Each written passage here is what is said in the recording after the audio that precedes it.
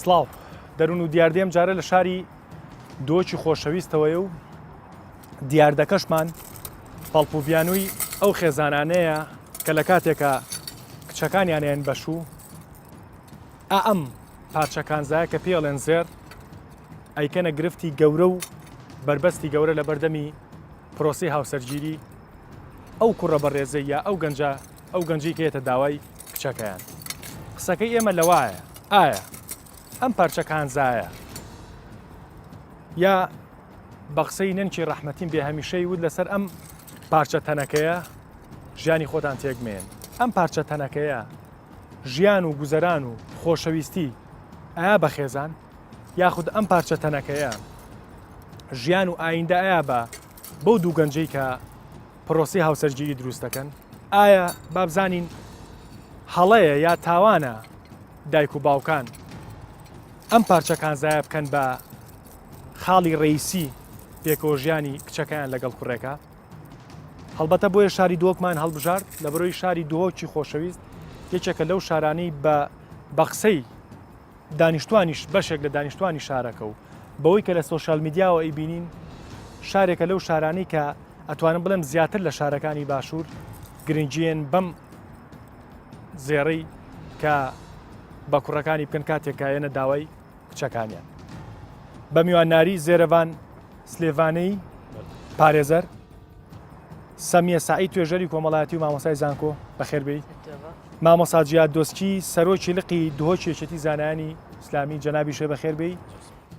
قەشەر جوبرایل گۆرگێستۆما جەنابی شێ بەخێربێی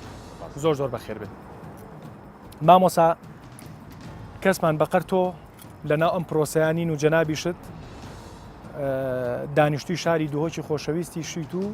کەم تا زۆریش ئاگار لە ئەم دیاردەیە کە ئێمە باسمان کرد لە کوردستانە. بەر لەوەی قسە لەسەر دیاردەکە بکەی پێم خۆشە هەمومان بینەری هەندێک لەو ڤیددیویانە بین کە لە سۆشال میدیاوە هەمیشە بە شێوەیەک پیشانەیرێکە ڕەنگە داخ و ئەسەف بێ بۆ دڵی هەندێک لەو خانمانی کە هێشتا زەواجیان نەکرد و بیانوێت کە زەواجیان کرد ئەم شتانیان پێ هەڵواسرێت. با بینەربین و ئەگەڕینەوە بۆ قسەکان فەرموو.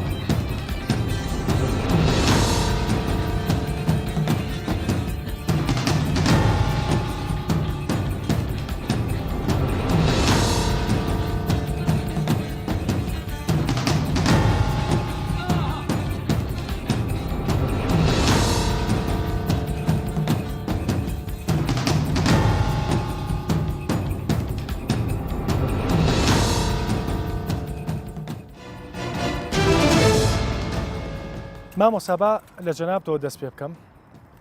کۆمەڵگەی کوردستان کۆمەڵگەیەکی ئیسلام نشکینە بەگشتی. ئایا ئەمەی کە ئێمە باسمان کردو و ڤیددیوانی کە بینیت ئایا دینی ئیسلام وای کردووە کە ئەمە بێ بە پێوەەر بۆ بە شوێنی کچەکانیان یان ئەمە کلتورە؟ بله. بسم الله الحمد لله والصلاة والسلام على رسول الله وعلى آله وصحبه ومن والاه. دەست پێکێ زۆر سپاس بۆ ئەم بەرنامە جوانە بەڕاستی يعني ما فيت ونفيت أوا جرفتك لنا عالم لنا كمالجي كردي كويستا بويا شتيكي معقد يعني الزواج بيك نايت كو بويا أجر أم بارشة ألتونا كجناب باسكت از حصاد بينم زواج شتيكي مسترة زواج نعمتك رب العالمين يا دما خدا مازن قرآن داد بيجيت ومن آياته أن خلق لكم من أنفسكم أزواجا لتسكنوا إليها وجعل بينكم مودة ورحمة رب العالمين زواج ياداني بوا سكينات بوا فيان بوا مودت يعني بوا خيزان آوا كرن تشتكي جلا كم مزنا إسلام تركيز على سر هندي كري خيزان بيك بيتن وانكحوا الأيام منكم يعني قلت يا ولي أمر أفي نكاحها هني في زواج هني بيك بينن لما إسلام دا مهر يا هاي كوا تشو بارجا زيرك بيتيان مالك بيدنا فيجن كي وكي قرآن بيجي وآتوا النساء يعني فرزة پارچەیەک ئاڵتون هەر بکرێ ینی کەم تا زۆر ئێمە ئاگامان لەوەیە کە دوایش لە ڕووی یاساییەوە لەگەڵ کاک زێرەڤان قساکەین ینی ئەوەی کە ئێمە گوێمان لێ هەمیشە کاتێک کە مەلایشی بەڕێز چووکڕێک ماراکە یەکسەر بە ئاڵتونەکە دەست پێکات نازام 19 مسقاڵی مؤخرە و ینی فەرزە ینی یا ئەو کوڕە ئیجبارە بۆی کە ئاڵتونە بۆ کچەبکە يعني قرآن شو بيجت وآتوا النساء صدقاتهن نحلة باش اف مهرة هنه خد على قوتي بدنا جنكي ايكش حقيت جنكي ما في ويا بلام أبا تكريمه وتعزيزك وكو هديك بسيطة نكو كرينك نسبكي دياري كراو نا قرآن مفتوح كرديا بلام مال زوركش نيقوتوا يعني كنت بيجي شرط نكريا إن هندا مال بيتن أجام بين برخدينه پیغمبر خدا صلوات خدا سم بيجيت خير النكاح ايسر ياش خركا باشتر زواجك بيتن يعني يا كم بيتن وكي پیغمبر خدا صلوات خدا سبن مانه بما قدوه تفيد ام چاو لب كاين چاو لب كاين چاو زواجوي كچت خو کا چاو داينشي چون بشو داينه كچكاني باشا سيريكا باشا جنابت باسی پێغەمبەرەکەت ئەمێ هیچ نمونەیەکت لایە لێچێک لە پرۆسیا و سەرگیرەکانی پێغەمبەر خۆی چی کردووە بۆ هاوسەرەکانی بەڵێ لاما پیغمبر خدا صلوات خدا سر بن زواجت کچکانی بلین یک شوانا فاطمه که دایکما بسرمانه که دا امام علی چو بوه امام علی گوتی هیچم پینیه یعنی تشتک منیه بدمه گوتی ادی درعکت نیه اویلا برده کن لبو حرب گوتی باگو درعکی پی بده تواوه کمترین مسقا یعنی کمترین تشت چند درهمک بوه یه زواج پیغمبری صلی الله علیه و سلم بنمونه اجا مادم اگه اوها بیتن تنها اسلامتیه دا مهر اوها دانایا هدیه که بو ویژنا هنه اگر حتی پیچه که قرص جی بیتن دبی اوها بیت چکو حکمت جی اوه با قراکام کیف خونه باش یعنی ئەوەی کە ئێستا ڕوئەت بە تایبەت با بڵین لە شاری دۆک و شارەکانی تریش هەولێر و سلەیمانیش ئەوەی کە ئێستا ڕوئەت و ڤیدیویانی کە بینیمان بەڕاستی ینی سەیرەکەی ئەم هەموو ئاڵتونەوە هەموو زێڕە ئەکرێ بە خۆیانەوە و چوزانم پێوەی هەڵەپەڕن و بە جۆرێک لە جۆرەکان بەو زمانی کە بە غروریەوە سەیری خۆیانەکەن کە ئەمانە مهم من بۆیە ئەم پیاوانە ئەم هەموو زێڕیان بۆکە ئایا ئەمە ئەچێتە بابی حرامەوە؟ ئەکید چیتە دوو بابەتادا چۆن بابەت ئیسرافێدا هەمی زێڕە هەنی وەختی تو بخۆڤەت کە احتیمالە باید دوسێ دەفتەرەکە چیتە بن چاوێ حەسیدیەدا چیتە بن چاوێ هەندێدا یا غڕۆڕێدا خۆ مەزنکردنێدا کە ئەڤە من ماڵێکە مەزنێ هەی وەکی چاوە قاڕۆنی خۆ ماڵی خۆ مەزند کرد ئەڤەژی جزێکە وەت کرد ئەڤە چیتە بابەتی حرامیەدا چونکۆ ئیسلام مۆسانا بەرەخەدەتێ ئیسلام بەرەخەدەت ئەخلاقی مرۆڤی ڕەوشتی مرۆڤی اف هند قدر زيرت هني ازرارت خوت مظنه تينت مجتمعي دا نكاوك زواج ابو معقد ديباب يان خيش يان حتى برا اجا جالك زيري ناخذي دي بيش تقييمات نينا افت بتعرقلب چتت بابت گونه دسكانه خوش قشر جبرائيل گورگستوما جناب زور بخير بي ببوره اگر لقسكانم بوكو بيويستي نگي چكا بيما بيتو زماني كرمانجكشت هر باج نیه بلان بهر حال قسكي من اوي ايه جنابت وكو مەسیحی دینێک کچەکانی ئێوە بە چ پێوەرێک ئەیرێ بەشوو لە کوردستانە بەێ هەرکو ئەم بین ئاینی مەسیحی ئەو شریعەتە مەسیحی بئنجیلێ ئاەتە تشنینە بێژێت مەهری و زێری بۆ تشتێ بدن احتیمام باشە دینی ئیسلامیش لە زاری مامۆساجیاتەوە هەر هەمانش تەڵێ بەڵام بەواقعی بە عملی ئێوە کە کچەکانتان کچێکی مەسیحی کە شووەکات چۆن ئیرێ بەشوو زێڕی بۆکەن ئاینی تشتت نینە ئەف تشتە بەس اعتماداوت ثقافەتا مجتمعی هەر عادەتێ عادەتە هەیە تەقالیدێک هەیە بەس احتیمام سەر زێری ناکن مەسیحیە نۆتب سەدێ اهتمام ئەوە ناکن ئەهەم شی نت مەسیحیە وكيل سيدة مامستادوت أخلاق مروفي لأنه هركو أم زيري بدن بهوي وكي بابي ديت تشكي ويت فروشن تشكاخو فتشيت قيمتاوي لازم يعني بتاع فتر ما سنترش زيري بەڕێستان وەکو دینی مەسیح وەکو پیاوێکی ئاینی مەسیحی ئەو مستەلاحە بەکارێنی کاڵی کاتێک کە ئەگەر ئافرەتێک ئاڵتونی زۆری بۆ بکرێ و kwa بێ بفرۆشتێ يعني نكما وصاي هاكو بخواز دلك تشيك او دي بابو ديك تشيكي خواز دلك زريش شو بيجن زافاي معناته وذ فروشت فنكما اصلا حرام شيء هاكو بمجرد رمزك خوازن بلا تشتكي لكاتي بروسي هاوسەرگیریە لەکاتی پرۆسەی زەواجە ئەگەر کچێک ببینن زێری زۆر بۆ کرابێ نەسیحەتیەکەن کە ئەمە شتێکی غەڵەتە یا شتێکی باش نییە يعني او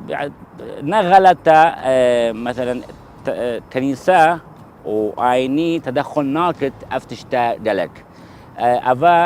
عادة مجتمعية نا آينية فإذا اعتقادي من دلك حرامة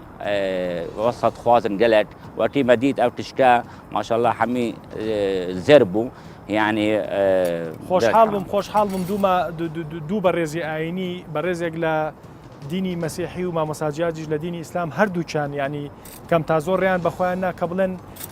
ئەم ئیسرافکردنە حرامە بەڕاستی بابینە لای کاک زێرەفان هەر نایەمە لای تۆ لە بەرەوەی کە ئەمێ لە ئەخیرا لە دوای قسەکانی ئەمانەوە چکە تۆ لە ڕووی یاساییەوە بە وردی ئاگات نەمێ دەست خۆش سەمێخان وەکو توێژەرێکی کۆمەڵایەتی پێ دوایە کچان ئاساییە من بە قسەی نەنچی خۆشەویستم خوالێ خۆش بێ هەمیشەوی و ئەم تەنەکەشکاوە ینی ضرورە ئەم تەنەکەی بکەن بە پێوە بۆ خۆشبەختی و ژیانیان کچان لایەمەداوە کەس ئەس هیچ بە گرنگی نبینم کە ئەوە پێویستە کچان بکەنە بەرخوتەک و هاوسەرگیری بکەن بەس ئەوە بۆچی ئەگەریتەوە بۆ نەتێگەهشتنی کۆمەڵگە نەتێگەهشتنی دایک و باوکە نەتێگەهشتنی حتا گەنجان لە پرۆسەی هاوسەرگیری کە بوو هاوسەرگیری بکەن ئایا لەسەر چ بنەما ئەو هاوسەرگیریە بێتە ئۆڤاکردن بنەمای توێ چ بن ئایا ئەڵتۆن و پارە بن یانژی لە یەک تێگەهشتن بیت و ئەڤینی بیت و وەفاداری بیت و باوەری و سەدخ و ئەو شتە نەبن لەبەر ئەوە ئەسبابی خۆی هەیە کە بوچی کچان حەزەکەن ئەوە بکەن ئەوە طبعا عرفێکی اجتیماعیە هەردووک بەڕێزان بەحسی لێ کرد عرفێ اجتیماعیە یعنی ڕۆح و ڕیشە لێ توێ یعنی دەکەنجی بێژین جذورێت توێت زڤرە نەڤە بوو گەلک ثقافتە مجتمعانجی حەزارەتەکە گەلەکە دیل و درێژ وەختێ بەرێدا زێر و ئەو زێرەتکردنە بەرخۆ و حەزارەتە بەڕاستە زانیا بەغەڵە وەختێکی دادکردنە بەرخۆ کە ڕەمزەکە ئاینی ڕەمزەکی هێزێ ئەوان تشتێکی هوسا نوکە پشتی ئەو گۆڕینە هەمی چێ بووی نوکە داخواستکەن عائیلە ئەوژی خێزان کە کچی خۆیان بدەن بەش و داخواست دەکەن لەبەرچەند ئەگەری یەکەم ئەبێ حەز بکەن کچەکەیان نیشانی خەلکی بکەن کە زوو ئەو کچە زۆر بە قیمەتە تایبەتی ئەگەر کچەکە خدان شاهدە بیت یانژی ئەو بیتەن یانژی جوان بیتەن هەندێک خێزان قیمەتی کچەکەیان بە ئاڵتونەکە بەزابێت ئەکەنە ناو میزانێک و ئەو پارە مەهر و زێرەکەژەکەن ناو میزانێک کچەکی خۆیان بێ ینی دەکێشن بەرەمبەری ئەوە حیف و مخابن ئەوە دەبیتە قیمەتی ئینسانیەت و ئادەمیەتی ئەو کچە زۆر تێتە خوارێ یا دوێژی عرفێ اجتیماعی مجتمعی کوردەواری ئەو کارەت کرد زۆر داخوازە زێریت کرد ئەنجی مەهرەکە گران ji بوچە حتاکو خێزان gelek جارە ئاریشێت خویت کۆمەڵایەتی بێچارەسەر بکاتن وەکی چ وەکی وان پارەنینن مەهرە کچێکی بدەن بوو کوڕێخو کوڕێوێت کوڕێوانە تاکو هاوسەرگیری بکاتن پارە لە جیاتی ئەوانە لە بوو کچەکەی وەردەگرن تاکو بۆ کوڕەکەی خۆیان ئەو بکەن ژم بینم دەستخۆش بەداخەوە توێژەرێکی کۆمەڵاتی خۆشت وتت بە مخابن بەڕاستی هەندێک خێزان کە پێیان وایە قیمەت و قەدری کچەکەیان بە ئاڵتون و بە زێر و ئەوە بێت کاک زێرەفان گوێت لە خانم بوو وەکو توێژەرێکی کۆمەڵایەتی ئەڵێ مخابن مامۆساجیات ئەڵێ حرامە ببوورە ناوەکەی تۆم هەندێک جار بیرەچێتەوە قەشە جوبرایل هەر ئەڵێ حرامە جەنابەت وەکو یاسایی وەکو کەسێکی یاسایی تۆ چۆن باسیەم دیاردەیە کەکل پێشێ ئەم دێئۆخن وەک مەهر پێناساوی چ تشتە باش چونکە ئەو ئێکە شینواری نیاسایی نەل سەرگرێبەستە زەوەجە باش یا دوێژە ئەف مەهرێ باش ئەفوم کە لە ڕووی یاساییەوە ئەم ئاڵتونە گرێیراوە بە پرۆسی زەواجەوە یعنی فەرزە بەڕێز نەفەرزە ئاڵتون بێت بەێ نەچ سنوورێن نەت یاسایدا نەت شریعەتی ئیسلامیدا چ سنوور بۆ مەهرێ نەدەیناتنە بەێ دەفمە وەک عرفەکێ هەیە مەهر بدن دو پشک یا ئێکی ئەمت بێژنێ پێشێکی یا دوێت بێژم پۆشێکی پۆشێکی دمۆهیکەیە وەک مستەلاحی قانونی ئەمت بێژنێ عند ئەقرب الأجلين چ طلاقی بت چ مرنێ بتن یا پێشیە دێتن 300 غرامە 200 غرامە 500 غرامە کیلوەکە 2 کیلوە حالات الظن بەێ ئەوە عرف سەر چوویل دەفمە دائما یا پۆشێکی 19 مسقال و نیوێت زێڕینە gelek caraje xelkeket êtin vê pisyarêt kitin bûçî nabit eş 19 misqal û nîva zêdetir bin vêsim paşekiya xwe. Ev jî çêdibit li dev mamostayê yaron bit belek gelek xelkê me nizanin. Ev paşekiya henê her ser zîmeta jinkiye û deynekal dev zalamî. Ew ê bivêt nevêt lazim e zikata vî malî bidit eger ji bîst eydiya bû. Başa min pirsyarێکی گریماناکەم گریمان کوڕێک ئەوێ بچێ بۆ داوای کچێک یەکتریان خۆشەوێ گونجاون بەیەکەوە ئەیانێ پرۆسی هاوسەرگیری دروستکەن بەڵام ماڵی کچەکە داوای قیمەتێکەکەن یا داوای بڕە ئاڵتونێکەکەن کە ئەم کوڕە بۆی هەڵناسوورێ ئەم کوڕە لە لوڕی یاساییەوە هیچی بۆکرێ بەڕێز دەبێت دیتنا من جێواز بتشیا هەر سێ بەڕێزێن دیتر و چێت بتە دلێ گەلە بینەرانە بتە بەێ ئەف ئاڵتونەوەکی دایک یان باپ یان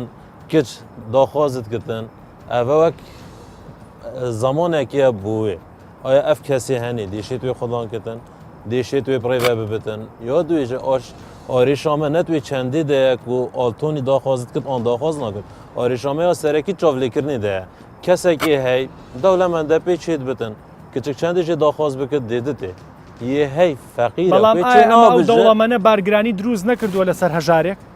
ئەها مشکلامەل vêrە ئاریشامەل vêrە ئەوێ هەژار دێشتن ئەو ji çavil kesî dîtir dêkitin nabêjtin ku mete min ev pê çê nabitin û ev altonê zêde dimahîkê bit bargîranî û gelek cara jî êbî sebebê hindê xêzan nemaye ya her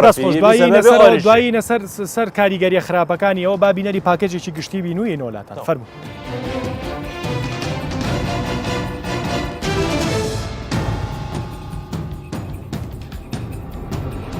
هاوسەرگیری لە زۆربەی کۆمەلگاکاندا ئەو پرۆسە کۆمەڵایەتی و ئاینیە کە بە پێی گرێبەستێک و ڕەزامەندی دوولایەنەکە لە نێوان دوو کەس ئەنجام دەدرێت زۆرجار کچ و کوڕێک دوای ڕەزامەندبوونیان لەسەر هاوبەشبوون و بۆ پێگەێنانی خێزانێکی نوێ دەچنە ناو ئەو پرۆسە گرنگە و هەستیارەوە ئەم پرۆسەیە لە وڵاتێکەوە بە وڵاتێکی دیکە و تەنانەت لە ناوچەیەک و بە ناوچەیەکی دیکە دەگۆڕێت و لەسەر بنەمای تێگەیشتن بۆ ئاین و کولتور و دابوونەرێتی ناوچەکان دامەزراوە لە بەشێکی زۆری وڵاتانی جیهان هاوسەرگیری زێڕۆزی و پارەی زۆری پێویست نییە بەقەد ئەوەی خۆشەویستی و گونجاندن و ڕێزی پێویستە لە وڵاتێکی وەکو بەریتانیا بۆ هاوسەرگیری تەنها یەک ئەڵقا یاخود چەپکە گوڵێک پێویستە لە کاتی دانانی ماڵیشدا دەبێت کچ و کوڕەکە بە یەکسانی کەرەستەکان و پێداویستەکانی ژیانیان بکڕن یاخود دابینی بکەن تەواوی ئەرکەکە لە ئەستۆی هەردووکیانە ئەماش پێچەوانەی دابوونەریەتی ئێمەیە کە بەشێک لەوانەی دەیانەوێت ژیانی هاوسەرگیری پێکبێنن هێما بۆ ئەو دەکەن کە سەرەکیترین گرفتی بەردەمیان گرانی زێڕوزیوە و داواکردنیەتی لەلایەن ماڵی کچەکە ئەمە جگەلەوەی تەواوی پێداویستەکانی ماڵ لە ئەستۆی کوڕەکەیە سەرڕای هەموو ئەمانە دەبێت کوڕەکە بەڵێننامەی هاوسەرگیری پڕ بکاتەوە و بڕێک ئاڵتون وەکو موئەخیرە دابنێت کە بڕەکەی نابێت لە 19 مسقال کەمتر بێت دیاردەی داواکاری زێر تەنها لە کوردستان نییە بەڵکو لە ناوچەکە و دوورگەی عەرەبیشدا بوونی هەیە و بە جۆرێک کە خۆشەویستی ئافرەتان بۆ زێر و خشڵە گرانبەهاکان وای لە چەند کۆمپانیایکی جیهانی کردووە هەموو هەوڵێکیان بخەنەگەر بۆ دابینکردنی داخوازیەکانی ژنان و کچان توانیوانە جلی بووکێنی و بە زێر دروست بکەن کە نرخەکەی سەروی 1 ملیۆن دۆلاری ئەمریکیە ئەماش کۆی مانای هاوسەرگیری خستۆتە بەردەم پرسیار و بەو پێی دروستکردنی ماڵ و خێزان بریتە لە یەکەیەک بۆ خۆشەویستی و پێکەوە گونجاندن نەک مامەڵە کە بە شێوەیەکی گشتی دوای هاوسەرگیری کێشەکانی دەردەکەوێت.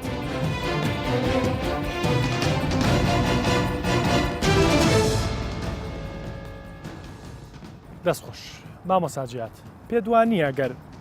بەس بە کورتی جوابم بەرەوەی کە هەمان پرسیار لە هەر چوار بەڕێستانەکەم پێدوانیە گەر پرۆسەی زەواج یا پرۆسەی هاوسەرگیری بگاتە ئەو شوێنەی وەک وڵاتێکی وەکو بەریتانیا بە ئەڵلقەیەک و چەپچێ گوڵ بێ خێزانەکان تەندروستتر گەورە نابن. یعنی ڕاستی ئەس وەک مامۆستایەکی ئاینی باڵگێڤە دەبێژم ئەزانم یعنی مەهر نەحەرامە مەهر حەقی ئافرەتەیە هەدیەکە تعزیزەکە تەکریمەکە قەدرەکە بوێ بەڵام ئیسرافیان نەبێ وەختش حەدی برادەرێ ئەوە حەرام کرد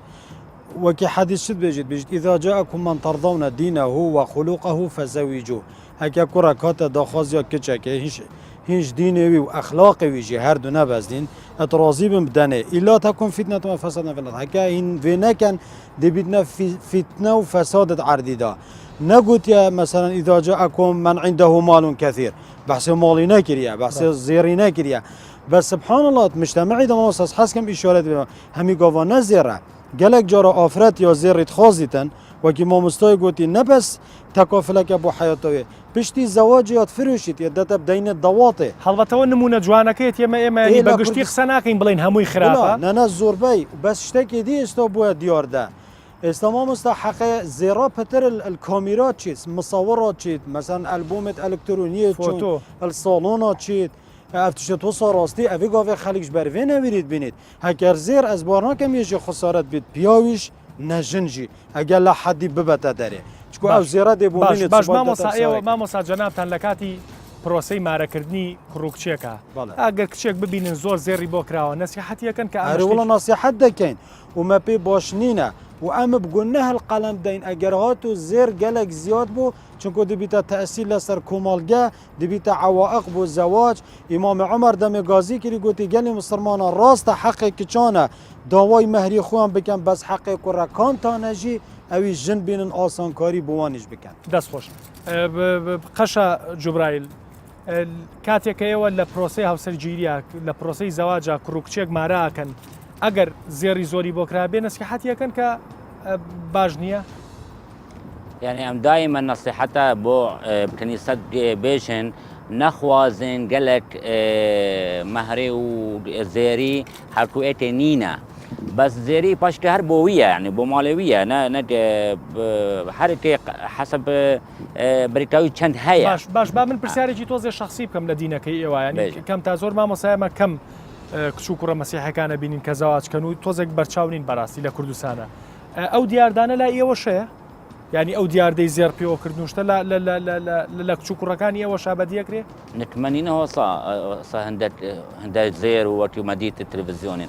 يعني تشتكي خوازن معقول باش هربويه يعني بومالاويه او زيره نتما خاصه اوروبا مسيحيه اوروبا زافا وبيت بيدفا صرف کردن بۆ زەواجێ و بۆ ماڵی و بۆ هەموو تشتە هەردوو تا مشارەتە بکەن نتمە بێرێ بچێتێ کێمتر تخوازن ji ber me êdî فez bêjim bes nasîhetê بۆ hemî tiştê me û xuştê me hatû Kurdistan û hatû Iraqê xir û mesîhiye û êdî بلا حميد زري سيتي بلا بوتبت بس هتو دلتا نا باش بت وكيفاتا نا باشا بوشي او زيرا فلازم هر حميد تشتت ما بلا هزربتين اهم شيء حب وسلام ودل خوش نت مرخو زري دي چي بوتاكت دەست خۆش منەوە پرسیاراکەم بۆ سەمەیەخان تۆک و خانمێک بەر لە توێژەرێکی کۆمەڵایەتی زێر دڵی خۆشەکە بڕاستی وەک یعنی شلۆیە دەرونیوە کە تو بەرەختە ژنکە عادەتەن هەمی حەز هەندێککەن کە خو جۆم بکەن زێرژی وەک ئۆمرۆزەکە کە خو پێ جۆم بکەن بەلێ هەکە ڤیرەنگی ئەم بەرەخداینی هەکو ئەم بینیت نۆڤڤۆکیدا نابیتە تایبەتی هەکە بیتە ئەرگ سەر زاڵۆمیک و پەیدا بکاتن حتاکو پرۆسسا هاوسەرگیریە دروست ببیتن ئەبە دیمەهیکێت بیتە بۆرە کێمازن و بیتە ئاریشە و چمکی ڕۆژە پاشتر مە گەلک ئاریشەیە دیتین ڕۆژە پاشتر زاڵۆم دەچیت وەزێ ڕۆژێڤەکە دەبێت دەتا خودۆنێ دەینیم بەس ئەم بێژین شکیرە هاتیە دیۆردا یا فەرە گەنجت ما بزانن ئەو دیۆردە شکیرە هاتیە بووچی هەیە بلا حلال بیتن ئەزێن بچی دڵێ خۆشەکات دلێ نا هەلبەت نا دلێ مرۆڤی خوش ناکات بەلکە تشتێکی ئاینی یعنی تشتێکی ئانی دێت پەیداکەتن یعنی کەیفەکە و بێژن سەر بەسەر هەبیتن بەس کە تۆ بچیت کۆکلکە بەختەوەریەدا زێر نەئەگەرەی کۆکلکە بەختەوەریە تۆزە پرسیارێکی تایبەتەکەم ئەتوانم چەند ساڵە پرۆسی هاوسەرگیری کردووە واللهی 23 ساڵە تەمەندان درێژ بێ چیت ئەو کاتە چیت بە کاچی زاوا کرد واللهی کەمە چ بێژم هەرچەندە خەلکی ئۆمیدیە پندێ بەرنیۆسن و گەلک زێرۆت خۆزن بەس ڕاستی من چ نەخۆستە بوو ئەڤەش زڤری تاڤە بوو ئۆستێ ڕەوشەمبیریەیە کچێ من مەبەستم بوو بووچی ئەو بکاتن دەست خۆش ئەگەر کچێکەکەتە بێ کچەکەت بەی بەشوو تەڵەبی زێڕەکەی خۆت لە هیچ ئەس کچۆخۆ نۆکەمە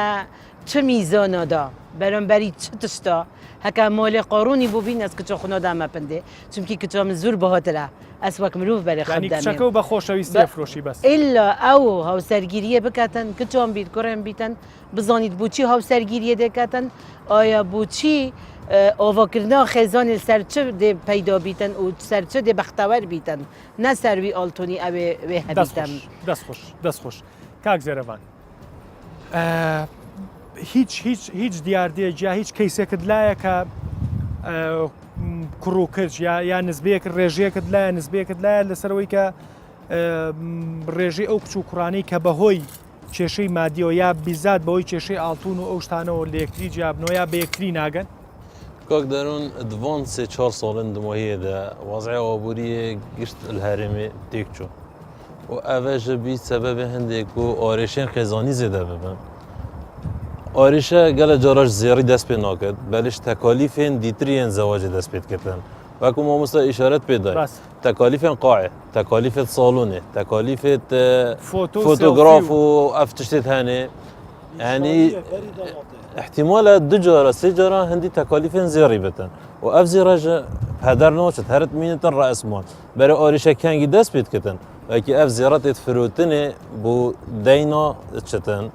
Dibitin egerê tundutîjiyê navbeyna her du ruknên esasî yên xêzanê de. Buwa bediyarda? Balê? Buwa bediyarda? Ne diyardayeka pêşçave belê ser hilit ditin. Yani pêtiviye hêşnûke em ser baxivin, hêşnûke em îşaretê pê bidin, dabê çareserkirin. Lazim e em diyarda ji berî bibe diyarda em çareser bikin. Dest xۆş پاکێجێکی مەیدانیمان ئامادە کردووە لەسەر هەندێک کوڕ و کچی تازە کە لە پرۆسیا و سەرگیریان و خەریکی ئاڵتون هەڵگرتن بابزانین ئەوان ئەڵێن چی فەرموو.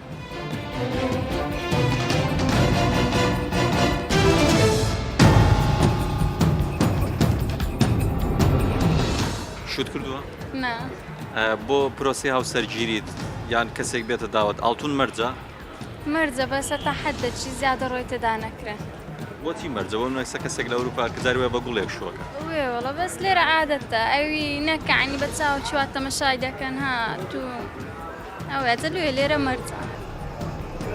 پیرۆستان بێت تازە هاوسەرگیری لەم پرۆسی هاوسەرگیری تا چەندێک ئاڵتونە بۆ کردووە؟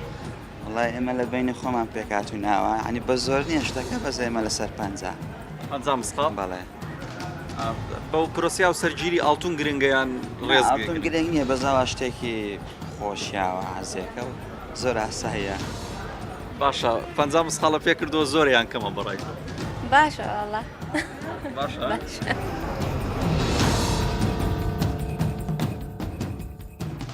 چەند ساڵە ئیشی زێڕ؟ تقریبا 24 ساڵە. لەو ماوەیەدا زۆرترین ڕێژە چەند بۆ زاو بووچێک بردبێتی؟ بەخۆی حتا حدك لەسەر وەزعیە کابرای دەبێنێ وەڵا هەبووە حتا حدك حەفز ینی 100 مسقال 110 مسقال 120 مسقال 130 مسقال يا بردي حد شيء بجوري فقيري لو بوشك صوصي مسخلي بردو بري حبو برديتي هشا 15 مسقال 20 مسقال بجوري طاقتي خوي شوك زيرنجريك بكاد جرينجا زاو بزور بري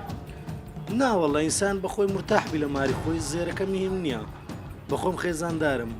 وند زيرني يستسد مسقال من نا والله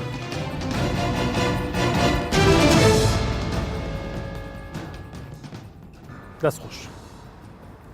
ئەو راپۆرتە مەیدانیشتان بینی و زەرەنگەرێکی ژەڵێ هەندێک جار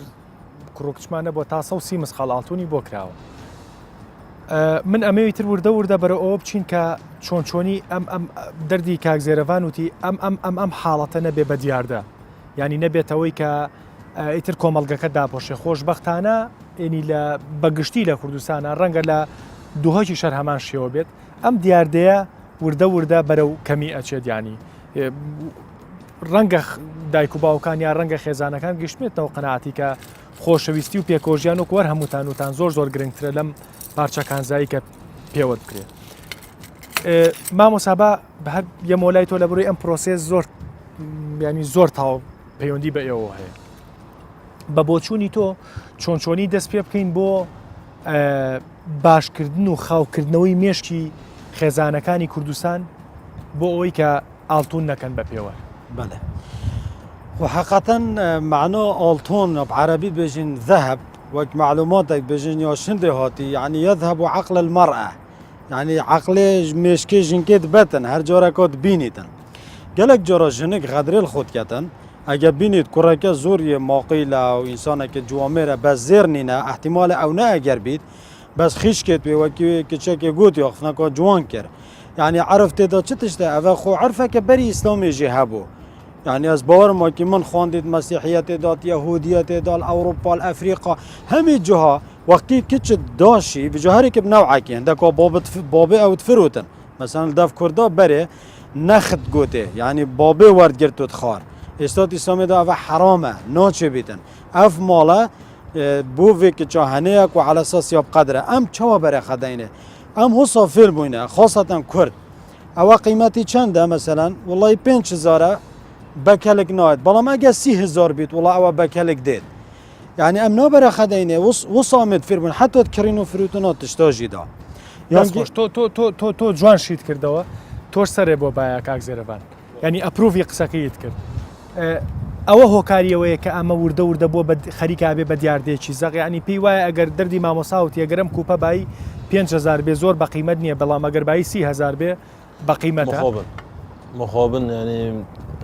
اول جواكي نال جواكي كردي ده يعني روش هلا نافراست همية هاي تشت هندي نرخوي جران تربط شافك ماستر بري خادنه بري ام هزراخات پشتی هنگی دناکن آیا اف نرخی اسپیدم پشتی هنگی از چارکن مشکی و اینا طعم چاینا نوکه مثلا کابرا اگر هبت و دولمند بتن بلا صرف کتن چه های بلا بدتن چکو تأثیری لنا کتن چکو نمروف مصرفک واسا بکتن پشتی 6 سالاش زواجشه هم مروف دینا بدتن و دماهی که گل جارا اف دیاردم دادگاه دیدید کیسا ده بوری هر اف مصاريف الزواج پشتی 3 سال آن 4 سال یدبین اگر هنده جک جدای بون چه بود نابینا جدو میراده ڕاست ینی پێوەرێکی زۆر بەڕاستی پێوەرێکی زۆر هەڵەیە کاتێک کە ئینسانێک بەمە قورس کرێ ینی ئێستا بۆ نمونە من ئەگەر ئەم ساعاتە مەگەر ئاڵتون بێت بەڕێز ئەوە دیاردەکە جوواکیە ئەگەر ئەم ساعاتەم دیارەک بێت و چوزانم شتێک پێی بەخشی بێتم ڕەنگە بە قیمەتر بێ و بە دڵنیاییشەوە بە قیمەترە بەڵام ینی ئێمە کاجێرش ڤیددیوێکی ئامادە کرده بوو ینی ئەمە ڤیددیوێ پیشان ناین ینی پەرژینێکی قایم بێ زۆر لەگەڵ ڕێزمانی خەڵکانێکەیە ئاژەڵ بە قیمەتەکە بە ئاڵتون ینی زانم ینی ڤیددیوەکەیە مەڕێکە یەک دنیا ئاڵتونی پێوە کردو و خۆشوێت ینی ئەمە عەقڵێکی بەڕاستی تاو غەڵەتە چکە بەڕێز ئەم نەشن تەحاکمی جوواکی دەبکەن ئەم بتنێ ئەو حالەتێت ئەمت بینن ئەم دێ بەحەزکەن چارە سەری چ دەست پێت کردن ینی دەست خۆش بۆ پرۆگرامێت ینی ئەف پرۆگرامên هوسا زێدە بن چاپێکەفتن دگەل وان کەسا بینکردنێ ئەڤێن اف بارگرانی زیده بی سبب تکچونا خیزانت وانا دیگه باشتر بتن یعنی ویت هر یکش مش آل خوبه محاربه و هزرا خلط بکتن اف ما مستاین آینین هجا السر من برا بحث بکن گازی بکن چکو دیاردا کرید او نوکه کچن قیره زیدت بن کرن نشن زواجی بکن نیه زیدت بن همیشه ترسانش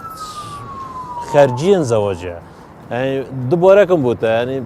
برنامه تا سر آلتون وزير بحث کرد برای آریشا سرکی نزیره آریشا سرکی اف مصرفها دیتره اف خرجی ها دیتره یا تکالیف زواج چطور دەست خۆش سومەیە خان چۆنی بەرەو چارەسەر بچین یعنی تۆکو توێژەرێکی کۆمەڵایەتی وەکو خانمێکیش ڕاستی بەرزکردنە ئۆستی ڕەوشەمبیریە گەنجۆ گەلەکە فەرە سنتەرێت گەنجۆ پرۆلی خۆڕە بن و منەزەماتێت جڤۆکی سڤیل با باسیەوە بکەین خانم تۆزێک ڕەنگە ترسی هەبێت لەو حەشەراتانی کە لێرە هەیە بەڵام من لە جێی تۆ هەر شتێک بەو ناوا بێت دڵنیا بە نایڵم ینی ئەو پارێزم لەبەرەوە قەلەقمە بە قسەی خۆ بکە فەرمی ئۆستی ڕەوشەمبیریەوە بەرز بکەنەوە سنتەرێت گەنجۆ پرۆلی خۆڕە بن جڤۆکی سڤیل وەک ئەرگ ببینیتن دروستکردنا زەواجە جەماعی بۆ گەنجۆ ئەوێت پێچێ نەبیتن قوعا بگرن ئەن زێری بکڕن ئەن تشتێت تووسە ئەوە زەواجە جەماعی بۆ بکەن و ئەو بۆن مەساریفە ڕەبن ئەبە دەبیتە ئەگەرەک و ئەو چ بێژن ئەو دیۆردە گێم ببیتەڤە دیسەژی ئەس بێژم چەند ڕگەهاندن ڕۆلێ خۆڕۆ ببیتەوە خەلەکێت خاص هەبن بۆ خێزانێ یعنی هەکوت بێژن دیالوگەکە ڤەکری ڤەکەن بۆ خێزانێ و گەل مشکێ کەسا باخڤن ناف خێزانێدا تایبەتی دایک و بابا باشەکە خێزان وەکو خانمێک چی بەو دایک و باوکاناڵی چی بەو خێزاناناڵی کە کچەکانیان لەبەر خاتری ئاڵتون لە خۆشەویستەکان آخر مشکیلا گەلک جۆرت کچۆدانینەک و کچ زێرە بخوازن ئەس تەماما دژی گوتنە سەیدۆیژی مەکە گوتی ذهب يعني إذا يذهب عقل المرأة أفه صانينا أفها ألتوني داخواست كان خزان داخواست كان دايكو باب داخواست كان جبرتشه حس كان جهة يعني مكان اجتماعية مرموقة بخديار بكان حس كان بجنا خلكي أفا كتشما هندب قيمة شو هو صديار بكان يعني أجر قسكي إيوه بي أجر قسكي إيوه بيد أجر بوتشاوي خلق بيه ئەمە ڕووکو تەنز باسەکە مەگەر بۆ چاوی خەڵک بێ ئەمە ئێمە کریمانامە بۆ معلوماتان زەردە ینی ئاڵتون نییە ئەمە بەڵام زۆر قورسە ینی ئەگەر بۆ چاوی خەڵک بێ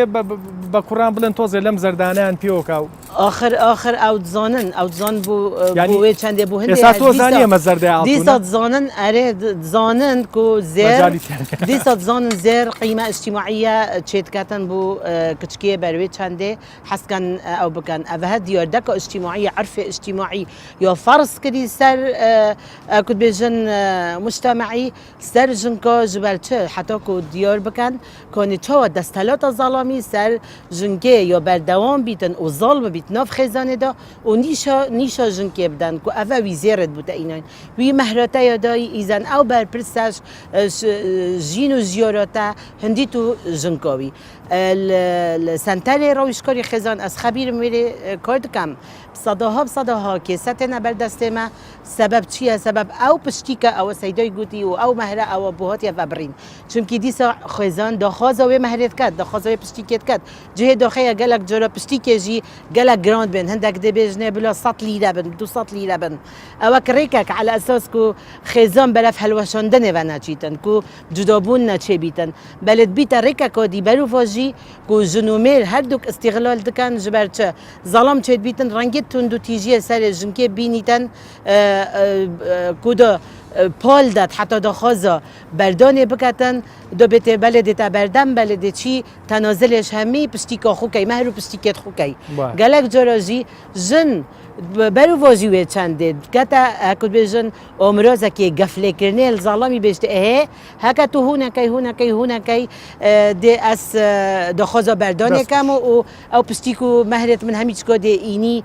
بومن افهد بیتا اگر که مروف هزر خود خزانه دام کد که ئەو خێزانە چەند یا ئۆڤۆکەرە چەند دۆ سۆخلەمە پەیوەندی و هەفژینێت نۆڤ هەردوو ژنومێرەدا یا چۆوەیە و بەرەفتکیڤە چیتن جێ دۆخەیە یعنیکۆ مەسەلەکە ڕەنگیە بەرەو کۆتایی بەردامەکاتین هەندێک ئەچین هەندێک لێدوانی هاوڵاتیانیشمان وەرگرتو هەر لەسەر ئەم بابەتە دوای ئەو لێدوانانە قەشەی بەڕێز ئەچینە لای ئیتر وردە وردە چارەسەر بزانین چارەسەر چییە لە دینی مەسیحەوە دەست پێیەکەی فەرموو.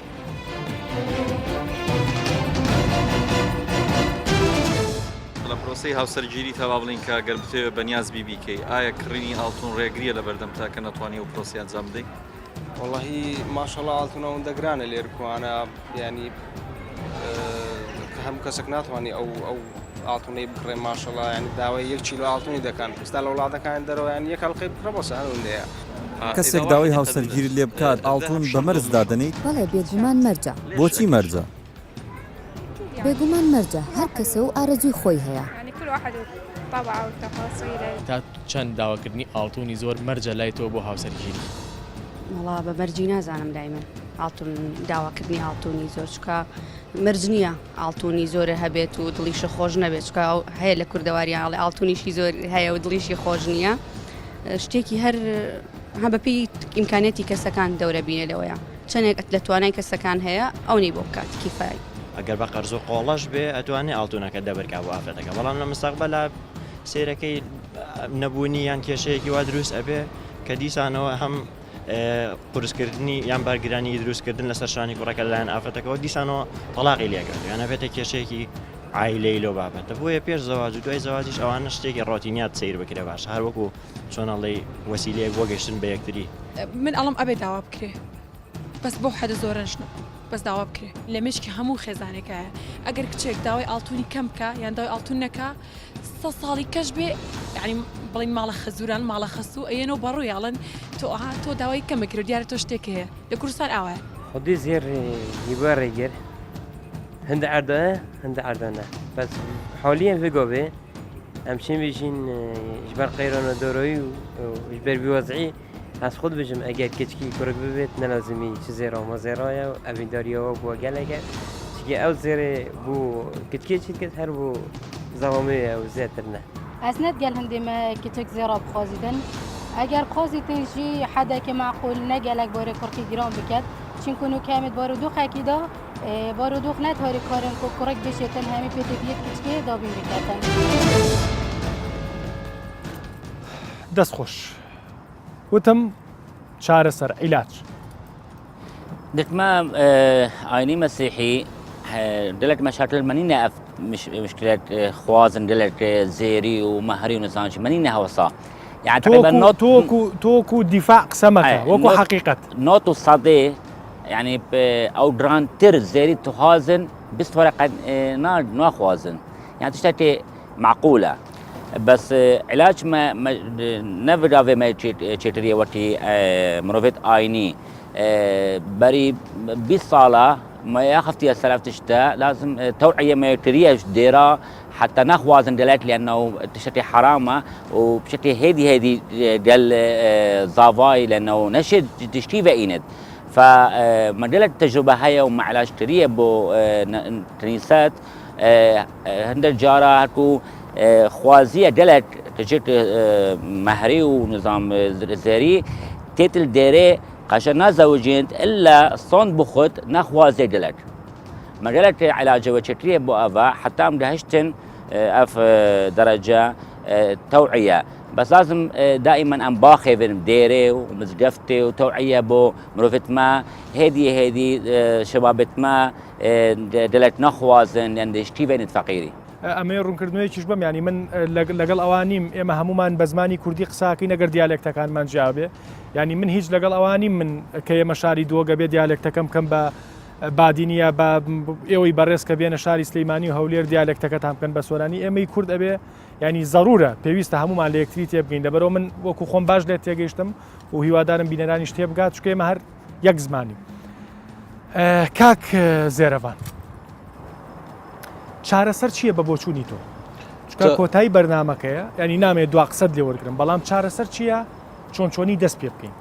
چارەسەری تنێ بڕێکە ئاگەهداریانە بانگەشە بێتکردنی خەلکی چاوێمان پتر veket ev keysên çêt binin dadgeha wana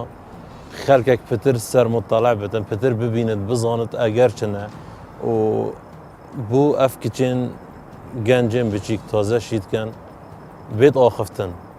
ev arîşên piştî zewacê çêt bin bû bêtin gotin da gelekê daxwaz neketin da barê zavayê giran neketin û da rêkê xweş bikitin ku jiyanayê xweş bitin li paşa rojê. دەست خۆش چارەسەر چییە؟ ڕاستی چۆرەسەری گەلک لێیان دەست پێت کات من بەری نوکەژی من گوتی کو هەرێک ڕێخۆ ڕۆبیتن یۆش هەمیۆ گرنگتر ئەوە یۆ سۆیە کابیتن تەشریع بهێتا تەشریعکردنێ کو هەر کچەک حتا هەندێ شێتن دەخواز بکەتن شبەتی ئۆینی گوتی کو 19 مسقال و نیف کو شێت دەخواز بکەت و سەر هەندێ بهێتا مەهرکردن یۆ دوویەژی کو بچی ژنک